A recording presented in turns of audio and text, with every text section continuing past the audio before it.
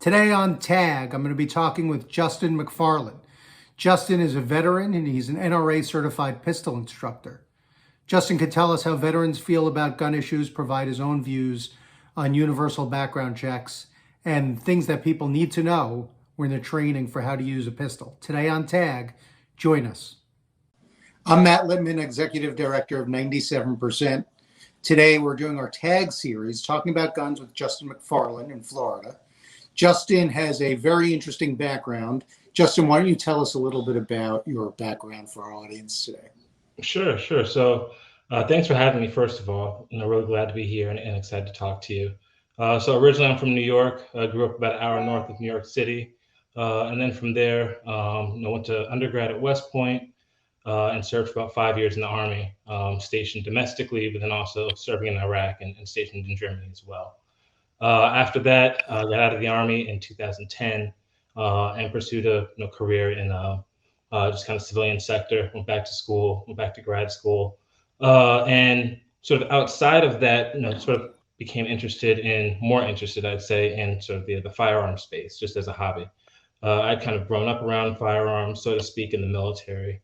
But as a civilian, I hadn't really touched them as much, and then just kind of decided to kind of get into it a little more as a hobby once I got out, and gotten my NRA certification as a pistol instructor, and since then have kind of just been a bit of a tinkerer as well as an advocate for firearm safety. So you do have an interesting background. We try to talk to people on the show from different types of backgrounds with different views on the gun issue, and you have been advocating for stronger gun safety laws. Is that right?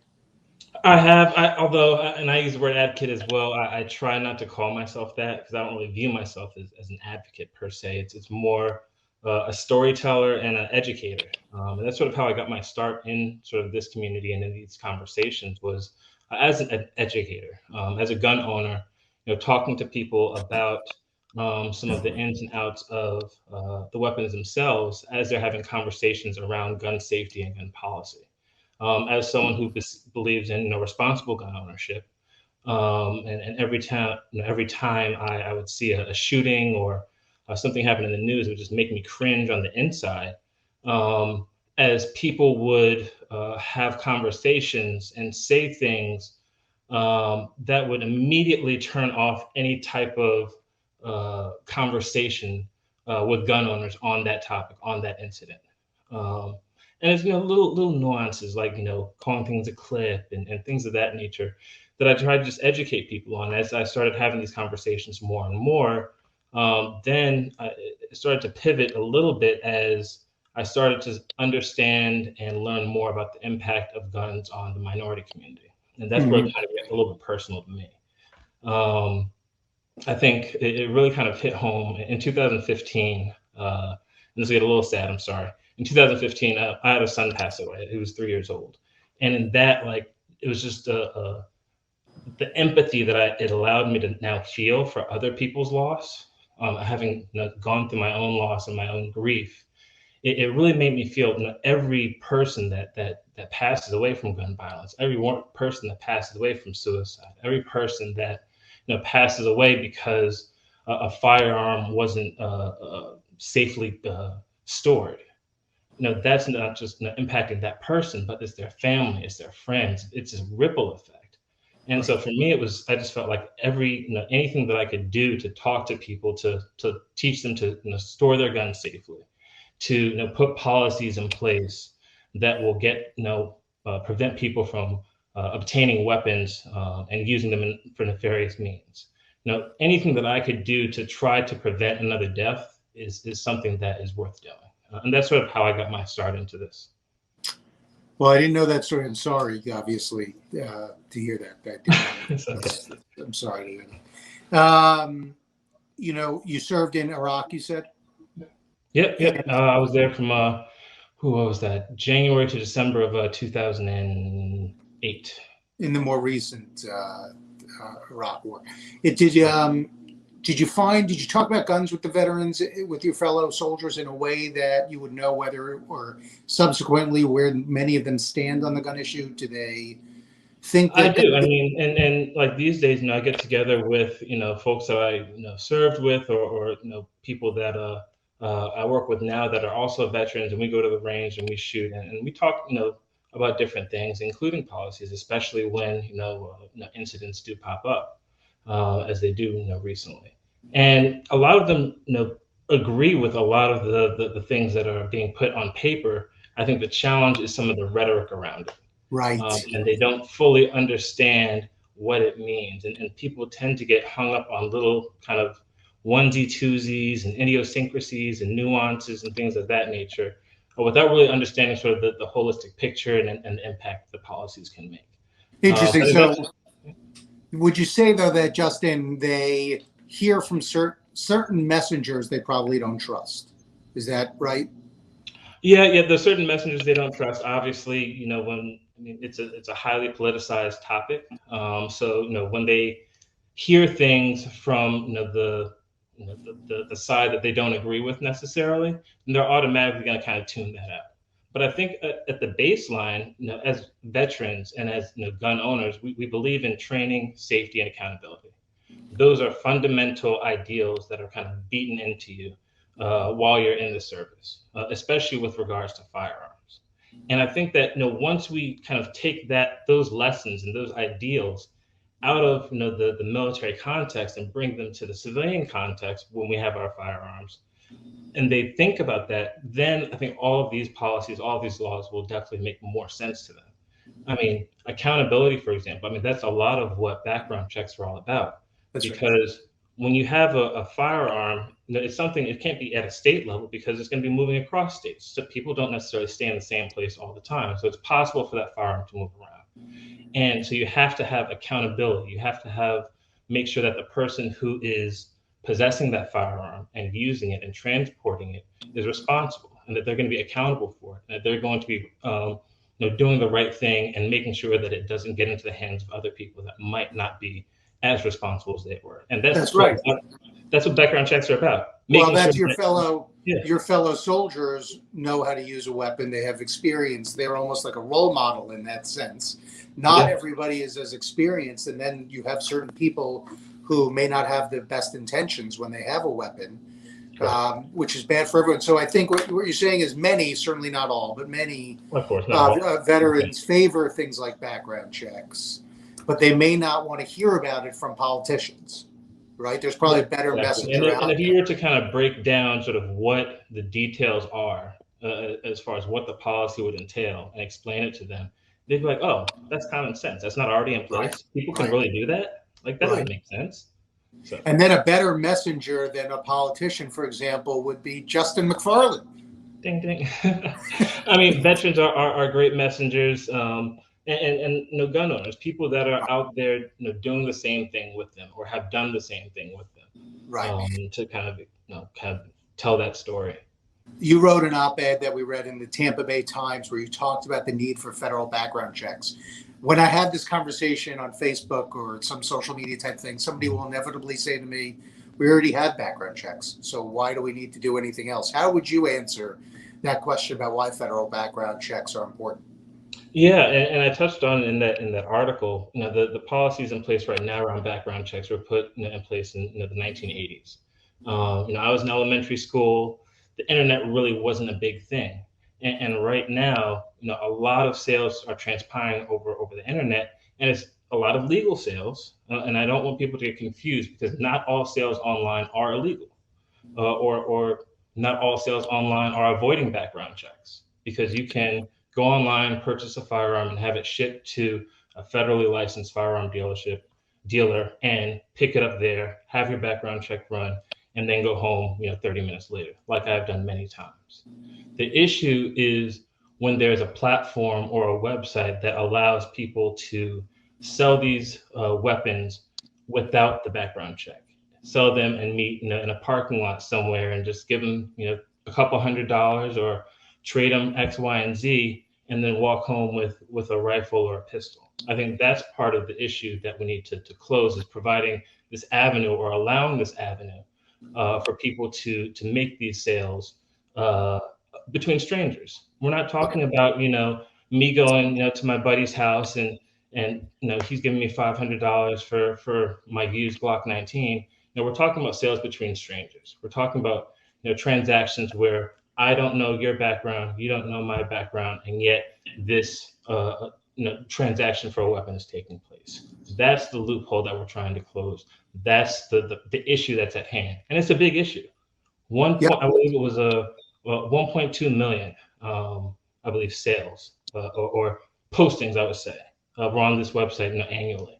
And that's just one of many. I think they've. And none of those sales would require background checks? I'm not going to say none, but it's on the onus is on the person posting. Got it. Okay, so it could be no requirement, exactly. So it's whoever's posting it. Some of the posts are from dealers, but a lot of them are from just individuals who are just saying, "Hey, I've got a extra rifle or extra pistol. Anybody want to buy it?" And like I said, that's a little bit of a problem when it's And how do people, Justin? How do people in your peer group react to red flag laws? And I think that's another a little bit of a tricky one, because there's a bit of a hesitation in how things will be used. There's a bit of a kind of a, I'm not going to say a conspiracy, because I don't want to downplay anyone's fears or things of that nature, but there's a hesitation on how the data is going to be used, how is it going to be stored, and the privacy around those topics. And I think that's part of what again kind of drives people to kind of stay away from those types of laws. Again, me personally, I'm not one that thinks that that's a big issue. I'm a big fan of red flag laws. I think that they're a great idea. And it's something that I also, try to talk to my friends and family and colleagues about when I'm shooting. We just did this Beacon research study, Justin, and 84% of gun owners in the study favor background checks. Yep. The number for red flag laws is about 2/3, almost 66, which is still very high of gun owners, not as high as background checks. Yeah. But about 2/3, and then 3/4 were okay with markings on the gun that allow a gun to be traceable, which kind of surprised me. Mm-hmm. But those were some interesting findings that we had about background. Yeah, and the markings. I mean, that's what's in place right now. Guns are serialized, and when you get a background check and purchase the weapon, that is, it said which one you're purchasing. And I think part of the issue that at least I've heard anecdotally is when it comes to tracing things back from a crime. So a crime is committed, you have the ability to figure out what the weapon was, but now figuring out how to trace it back to its original source, the owner, the store, things of that nature.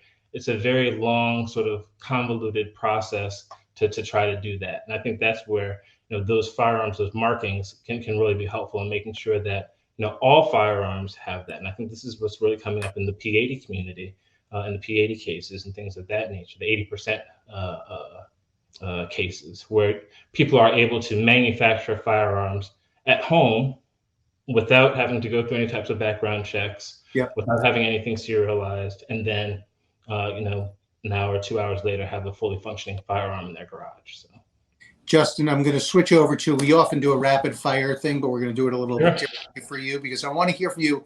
You're an NRA certified instructor, right? And so you do training? I do. And so what would you say are the fundamental gun safety rules that you teach someone? Yeah, and I would say this isn't just me. I think this is across the board. Everyone will agree there's 4 fundamental gun safety rules.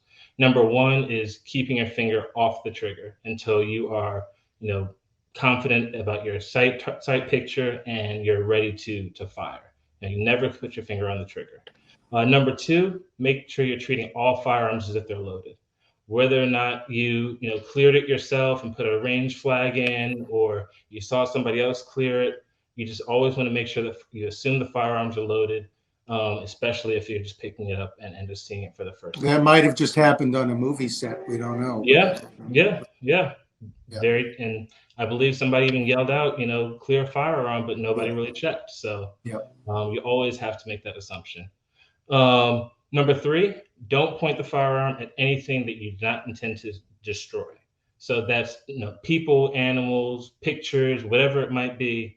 you do not point it at anything unless you're intending to destroy that item. And then number four, I would say is, going a step beyond that, make sure you know what's behind your target, because sometimes, especially this happens, hunting, where you might shoot and it'll penetrate one thing, but you might not know what's on the other side of that thing. So making sure that you know what's beyond your target and that you're not going to hit something that you do not mean to hit afterwards. Right. It's interesting because when we talk about that movie, so it sounds like they did everything wrong based on what you just told them, right? Because they were pointing the gun at somebody, right? They obviously hadn't checked it. They pointed it at somebody. Everything went wrong. And somebody lost their life from it. Somebody else was badly injured. At the end of these interviews, Justin, we ask someone to, you know what I want to ask you? What surprises people the most when they come into the gun range the first time? They haven't held a gun maybe ever. What shocks them? Yeah, and for a lot of people, it's the recoil, especially for some of the larger calibers. If they're not used to shooting, if they've never shot before. I mean, what you see in TV and in the movies where kind of people hold it and it'll fly out of their hand. If nobody shows them how to hold it properly, that's very much can happen. But I think what I simultaneously with that, what I try to teach people is the fundamentals and the basics, because regardless of how large of a caliber rifle or how large of a caliber pistol, making sure you're sticking with the fundamentals, making sure you're being safe, and kind of getting the basics down before you're graduating to larger and bigger things. Do you work at a specific range? I don't. I work at a couple different ones, primarily kind of with friends and family and by referrals. In Florida? Yep, here in Florida. What town are you in? So I'm in the Melbourne Space Coast area. Gotcha. Okay. All right. When we wrap up, we usually ask someone, Justin, to tag somebody, because we have this very clever acronym tag talking about guns, and they tag somebody, and then we'll talk to that person at a later date. Is there somebody you'd like to tag for us to speak with? Yeah, I think that there's a couple people you might want to reach out to. One's a good friend of mine, Chris Marvin, who has done a lot of great work with me on this topic, as well as topics related to other veterans issues. And I think another great person is Jonathan Metzl. He wrote an amazing book called Dying of Whiteness, and it touches on gun policy as well as other policies such as education and healthcare that I think are really, really relevant to the same kind of community that we engage on this topic. Those are great recommendations. Thank you. Justin, you're, as you know, a very interesting guy. You've got a really fascinating background. You've done some great stuff. And we appreciate it because you're making people safer. I try to. Yeah. So thank you very much, Justin. And thank you for joining us on TAG. We'll see you again in a couple of weeks. Sounds good. Thank you.